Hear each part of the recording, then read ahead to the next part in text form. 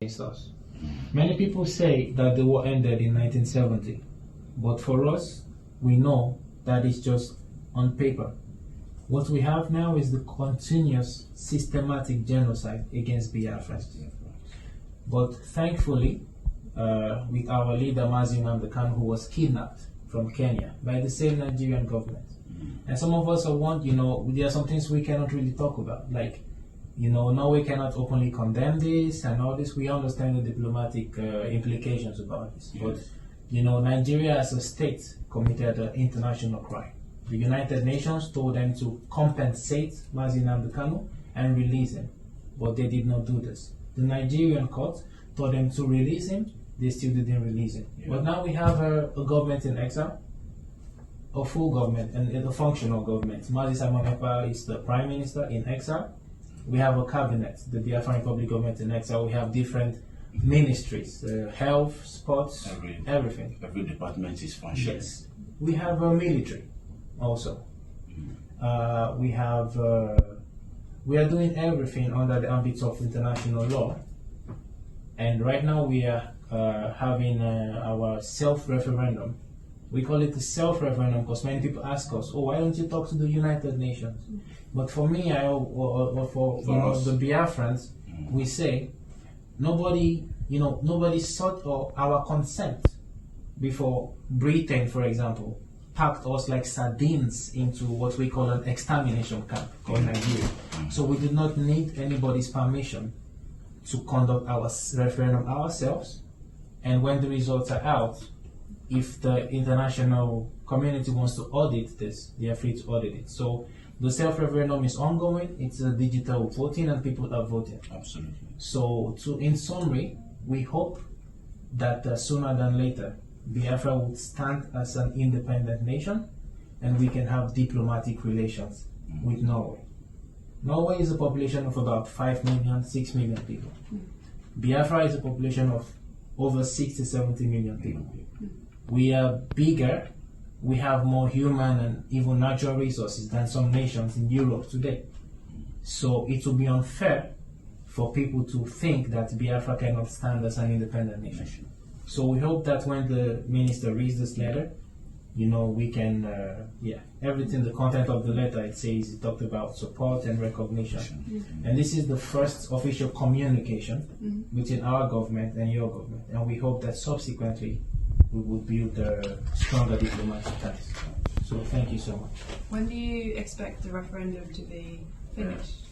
We are expecting this to be a few months from now. The first stage of it to go through before we access the in May. In May. Probably Yeah. May. Yeah. So it's ongoing till May. Till May. Yeah. And in addition, we have Helsinki till December. We wish to declare Biafra on our own because like my colleagues say, every foreign and international people, will be prepared to have our territories and everything. So we're looking forward in November for the conference in Helsinki. There is a convention coming up in November in Helsinki, in Finland, in Lahti. Lahti in November for our declaration of Biafra, state of Biafra. So all the content of this is in the letter. We hope that the minister will go through it, and we are also open to, if the minister wants to meet with us as soon as possible. We are expecting maybe a revisit to be able to meet with him one-on-one. Also, our Prime Minister is open as well to be able to communicate with him directly if the needs did rise. So we are open for more of this consultation and meeting. I am Mr. Baradeni Okokondem in this Republic of Biafra. Live nnamdikanu and his IPOB government of Biafra. Long live Republic of Biafra. Long live nnamdikanu. Long live Simon Ekpa. And the Finland people that accommodate him. God bless them in Jesus' name. Long live our fans all over the world. May God bless every one of you in the name of our Lord Jesus Christ. Amen. Now coming to Simon Ekpa, move to Norway. Now what he did is what we call formal notification and the seeking for their support to support Biafra when Biafra will be declared on December 2nd, 2024. Now, you need, in a thing like this declaration, it's not a thing you will jump out, declare, without having support. And now, Nigeria is a sovereign nation. We are sovereign nation partially because we were forced back to Nigeria with a gun from 1967 to 1970. Then we want to restore back our sovereignty as a nation. Now we have to seek support of other nations to back us up, to support us when we will declare the restoration of our sovereignty. You understand? Therefore, we need people like those Norway and other nations. And I thank God, the movement, our able, God-given Prime Minister of United States of Biafra, government in exile, what he's doing, really, the man is a good instrument that God have raised up, that God have fashioned for Biafrans. For Biafrans, he is making good impact.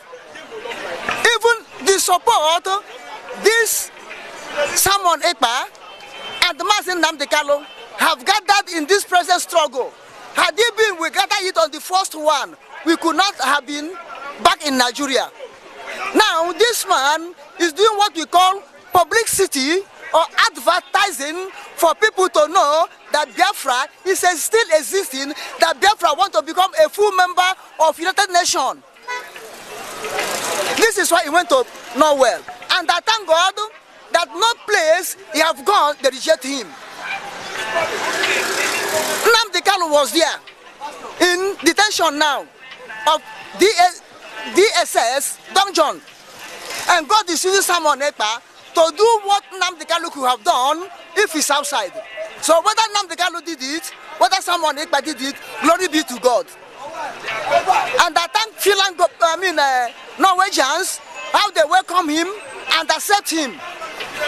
So, by God's grace, if we are able to gather Europe on our side, gather America on our side, gather North America on our side, gather Latin Americans on our side, even Canada on our side, then Asia, Australia on our side, then African nation on our side, we can go declare without gun, because these people cannot be with us, back us up, then Nigeria will declare second war against us. They cannot be. And this man, Simon Ekpa, maybe have seen in vision or have inspiration that without support of other nations, we may declare and Nigeria will bounce on us. And he don't want it to be so.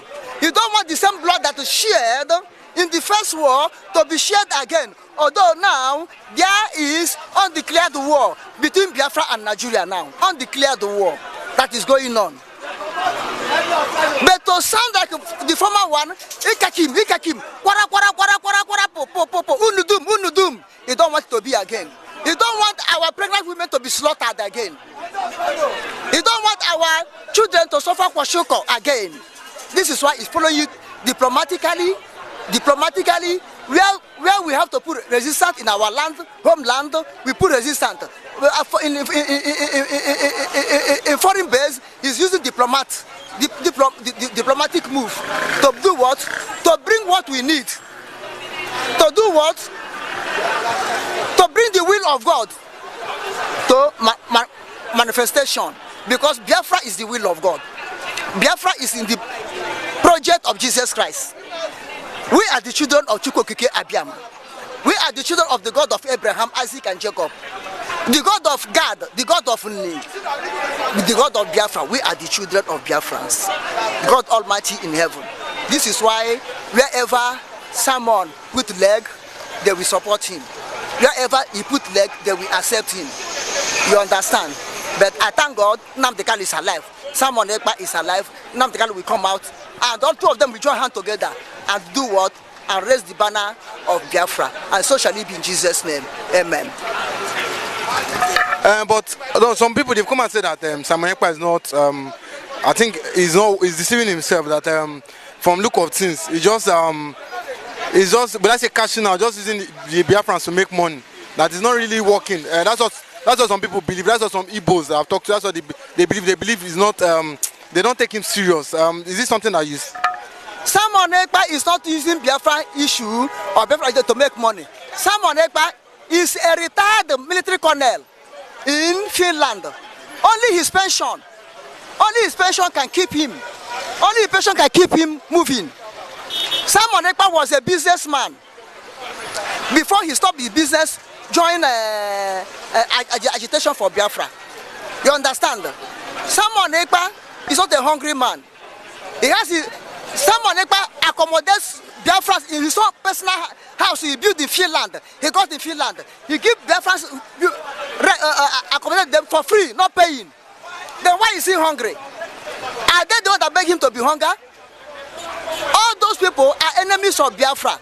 They call themselves Biafra, but they are enemies of Biafra. They want the downfall of nnamdikanu. They want the downfall of Simon Ekpa. They want the downfall of Biafrans. Who are those people? Those Judas, betrayers, Igbo politicians, Igbo evil traditional rulers, DOS. They are the ones that saying all those things. Small time now, they call Simon Ekpa Ekperima. They call him all sorts of names. But they call him person Ekperima. He's wasn't strong. They are calling person Ekperima. He's a bad man. But wherever they go, they recognize him, they accept him. Then what do you mean? You that is a good man, you that want Biafra to be real, why can't you go move for people to recognize you?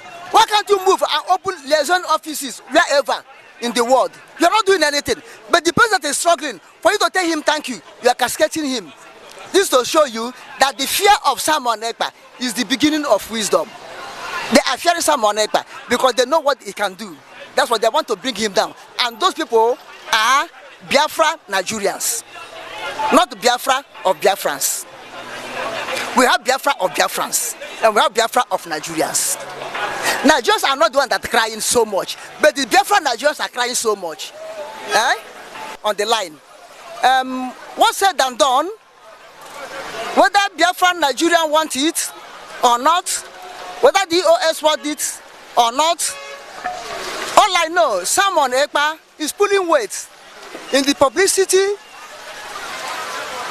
of Biafra. And I thank God how Europe are responding, Americans are responding, whether North America, Latin America, Canada, whosoever are responding. I thank God for all the said and done. Simon Ekpa is trying. God is using him great and mightily. So whosoever, let them say whatever they want to say. Wisdom will be justified by her own children when time comes. We shall see who is the right person using the Biafran to make money or who is not using to make money. All I know, Simon Ekpa is a tool for restoration of Biafra as long as nnamdikanu having been out. But anytime nnamdikanu come out, they will team up together and bring the dream of we true Biafrans to reality. May God bless him and safeguard nnamdikanu in the name of our Lord Jesus Christ. Amen. But some say that Ekpa is not working for Kanu, he's working for himself. That it's just like I said earlier, he's just using, because Kanu is in the prison, and just using opportunity to make money. That's why he himself doesn't want Kanu to come out from where he is now. How do they know that he don't want Kanu to come out? Who is saying so? That person must surely be a barbarian. Anybody that's saying that Simon Ekpa don't want nnamdikanu to be out, that person is a barbarian. He don't know what he's saying. If Simon Ekpa don't want nnamdikanu to come out, why should federal government then declare him wanted? Why should federal government say he's using the sit at home to stop the business in Biafra land? Why are the Biafran governors, Nigerian Biafran governors, are shouting? Why are they shouting? That Simon Ekpa is using sit at home to destroy their business. No! Simon Ekpa wants nnamdikanu to come out. So it's those that are accusing him are they that keep nnamdikanu there. Those that accusing Simon Ekpa are they that are keeping nnamdikanu there? They want to cover up so that people will not hear the smell of their mess, But one day, as I said, wisdom shall be justified by her children. Time is coming. We will know whom is whom.